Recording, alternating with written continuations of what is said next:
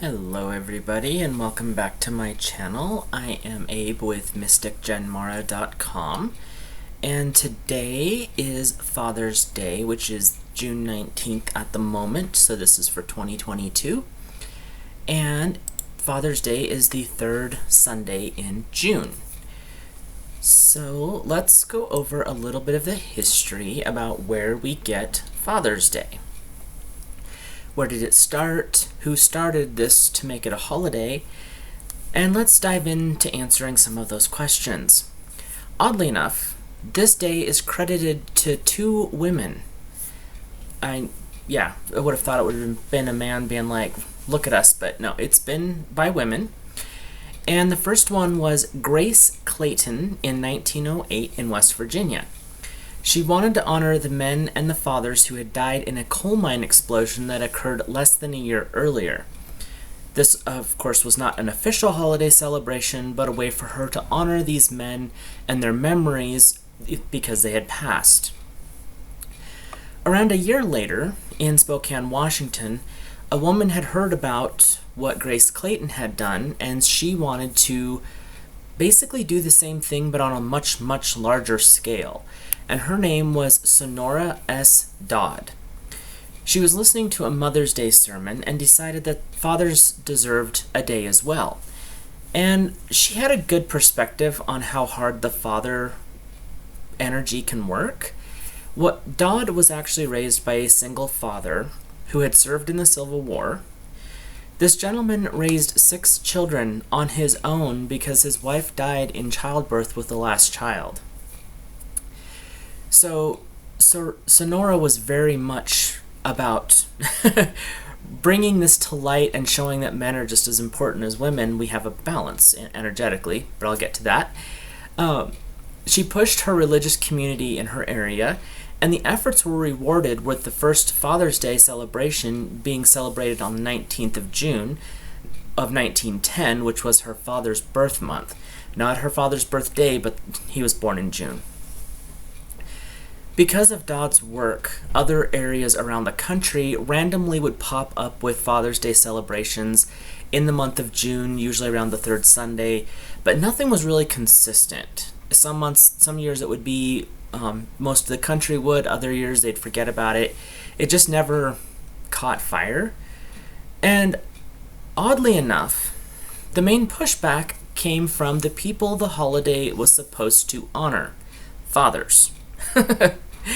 They felt it insulted their role as a breadwinner or the head of the household, and the complaints included things like, you're emasculating us by giving us flowers and sweets, or it's another gimmick for a commercialization and spending hard-earned money, which was usually made by the fathers at that point. But over time, the movement did gain steam. There were some protesters there always are protesters somewhere, right?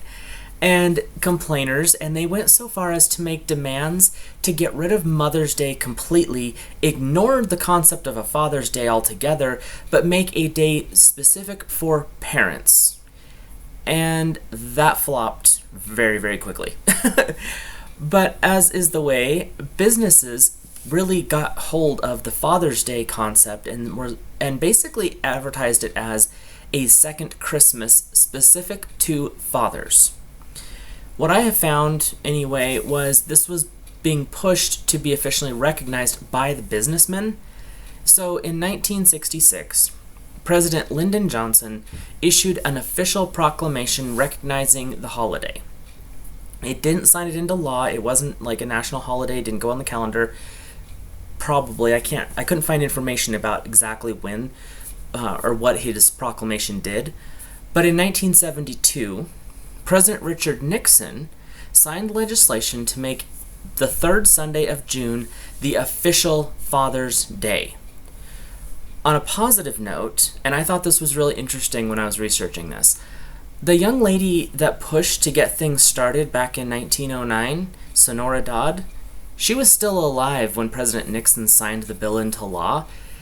I personally think it was pretty cool. She got to see her desire to honor her father become a national holiday. That's just really a really cool thing for me. We in the United States appear to have started the wave of Father's Day celebrations worldwide.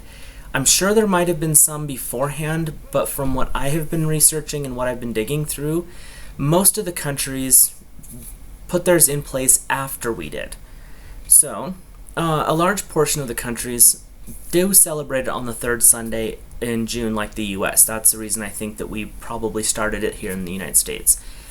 But countries like Bulgaria, Chile, Jamaica, the Czech Republic, and Slovakia, South Africa, just to name a few, all celebrated on the third Sunday in June. Other countries celebrate in June as well. Some in March. May, Lithuania is when Lithuania celebrates theirs. July, August, September. Luxembourg celebrates theirs in October. November is another month with a lot of Father's Day, and December was Thailand from what I can find. So, now we can move into what this channel is all about, the more spiritual topics. It's interesting to me that the date was chosen as the third Sunday in June, since the summer solstice is the 21st of June, traditionally, which is Tuesday this year of 2022. The time of the solstice is all about the masculine solar energy. It's the time when the ancients would celebrate the sun god being in his full power, full prime. This golden energy from the divine masculine was just pouring onto the northern hemisphere. In the southern hemisphere, it would be your version of the winter solstice. It's the longest day of the year in the northern hemisphere, and it used to be called in some countries the midsummer celebration, but that's another topic, so keep your eyes open for that one. The ancients believed that there had to be a balance between the masculine and the feminine. So this is a little bit of a tie-in to the Mother's Day video as well, through here. Where feminine energy tends to be very receptive, nurturing, and passive, the masculine energy is very active, assertive, and analytical. Before anybody gets upset, we all carry both masculine and feminine energy within our bodies. Finding the balance so that we can function at our highest capacity is pretty much what we're supposed to be doing on this planet. So we have to find that balance within ourselves, and when we find the balance between our masculine and feminine energies, and one will be more dominant within your life. And when you find the balance, you will find the outer world finds its balance as well. A lot of the things that we do inside our own heads and minds and bodies affect the outer world. So finding this balance within the self actually does affect the world around us. So, as fathers, it is your divine responsibility to show your sons how to wield the divine masculine energy, how to be a respectful and protective man, how to use their creativity and hard work to provide for their future families, how to provide the provisions and the support so that the divine feminine can make and create the home so that they can come home and find that comfort within the home and the divine feminine. We all have our roles based upon these two energies, and it's when we fight against the natural pattern of these energies, we pay for it in misery. And masculine energy needs to be doing, providing, protecting. It's assertive. It can also be very bombastic, and if you've ever been around young boys at a picnic outside, you know exactly what I'm talking about. They are laughing, they're loud, they're chasing each other, but that's how boys learn to become men, by playing the battle type games. Learning to win with humility and lose with dignity are very, very good traits to have, because if you can win and still be humble about it, you can still grow.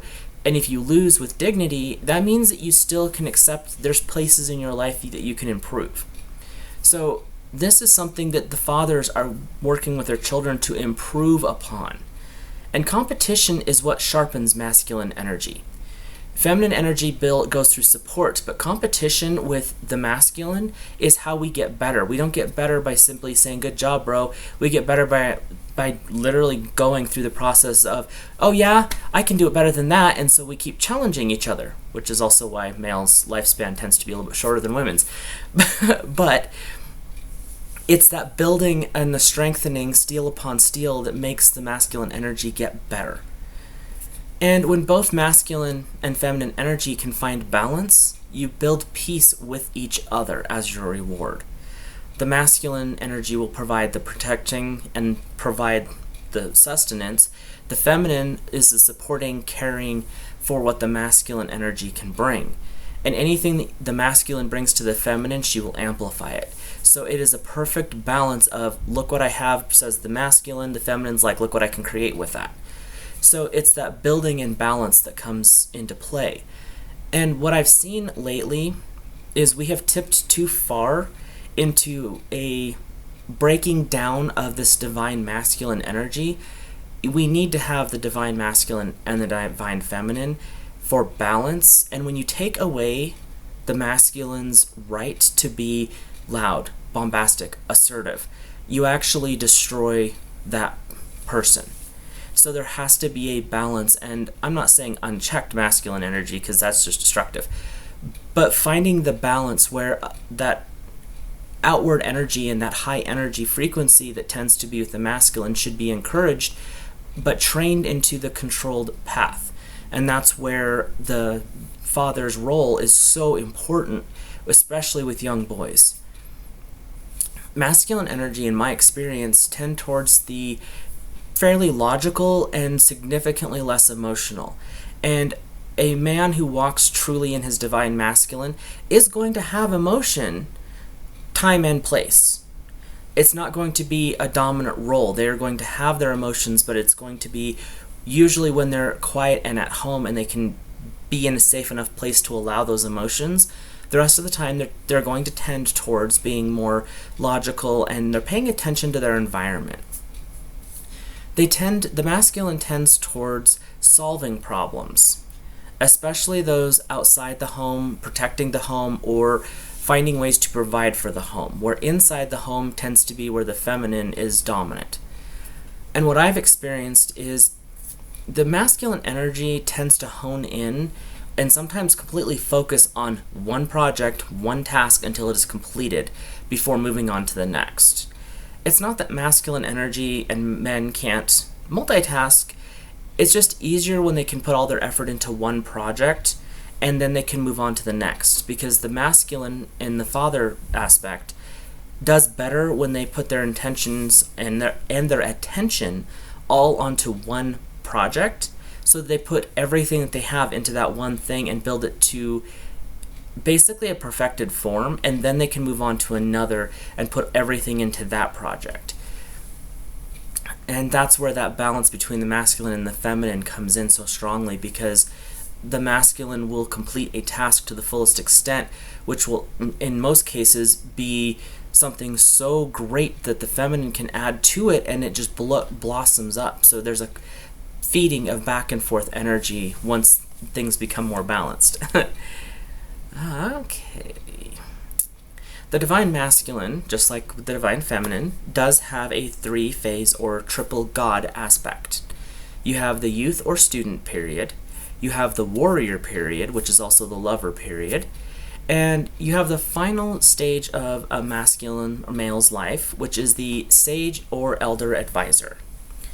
The young man is the youth, the student, learning at the knee of the father or the elder how to embody the divine masculine, how to treat themselves, what all of this energy means, not usually in those words, but sometimes it would be, and how to treat the divine feminine. This is all things that the father is to teach their sons. Then you grow from that student where you're learning, you're trying to understand, you're building the skills of life. You grow into the warrior lover. So during the warrior phase, you're basically, to use an ancient term, you're slaying the dragons. You're finding out how to woo the young lady, the divine feminine. And you're finding that partner with the divine feminine. You're not looking for a servant. You're not looking for a mother. You're looking for a partner on the same playing field. You're bringing certain things to the table as the divine masculine, and she's bringing things as the divine feminine to the table. And once you have found that partner and you really start to build that lover aspect, you start to offer your seed to basically make your family larger and to keep the species going. but you are still going to go to war and protect your family, your town, and your nation, generally in that order of importance. And this is a really important time for men because this is where you're building industry if you are, entrepreneur mindset. This is where you're really developing and honing those skills. You're building a legacy that you can pass on to the next generation through your children. And this is where you're really showing those young males that you're raising and the ones around you, your nieces, your nephews, your cousins, all of that, you're showing them through this time period what it means to be a man, what it means to be respectful to women, how to give and take, and how that flow is supposed to happen. This is all during the warrior lover period, which is really the dominant period of the father energy in the divine masculine. So this is an extremely important time because you are the example during this time. And from that point, you move into the advising elder of the tribe or family. This is the sage period, the teacher of youth, the man who has been there, done that, sees the patterns, and now is teaching because they can't go and do like they used to. So now they're going to help raise the next generation, offering the advice from their lives and their experiences to help guide the next generation of fathers and their grandchildren into this higher, best frequency. And a lot of the times I'm speaking here in kind of esoteric terms because sitting by your grandfather and listening to his stories, or going out into the shop and learning how to change your oil or change an alternator, things like that, and you listen to their stories, that's the part of the sage and the elder that I feel we have kind of stepped away from, almost to the point of losing in today's world, which is why the divine masculine and Father's Day is so important to remember that mothers are greatly important, but we can't ignore the fact that we have a father and we have that divine masculine energy that needs to be cultivated as well, but it needs to be cultivated in the right way so that you build that respect and the pride in who you are and the pride in those who've come before you so that you can move forward. If we learn from the past, the mistakes, the improvements, the breakthroughs that the past has given us, we can use that as a stepping stone and a launching pad to move forward into a much more perfected and enlightened age, because you need both. And that's where you have to tap into that divine masculine of the past through your grandparents. If you're younger, through your father. If you are really young and you're listening to this, you can even possibly reach your great-grandfather if they're still alive. And I recommend going and talking to them. Ask them about how things were when they were little. Listen to the stories and the time of change. The last 100 years of this world has been so massive, and when you get the opportunity to listen to what they've seen and what they've been through, it really gives you a different perspective on how we treat the masculine line, especially in today's world.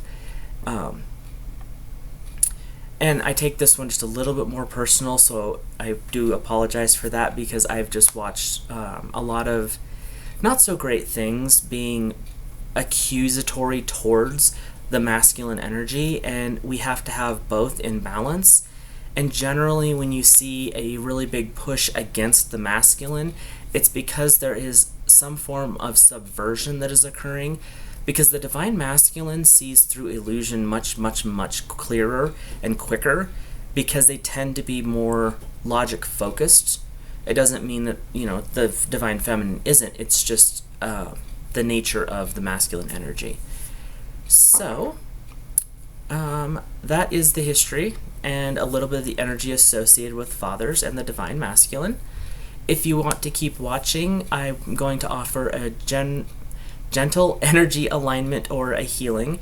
This healing goes through all spaces and time for the divine masculine. It doesn't matter if you're watching it today on Father's Day or if you're watching it in a few days in the future. This is directed primarily for the fathers, the grandfathers, and the future fathers. So basically all men can listen to this, and women, you can too. It's all right. And it might give you a little bit of insight with the energy that comes in.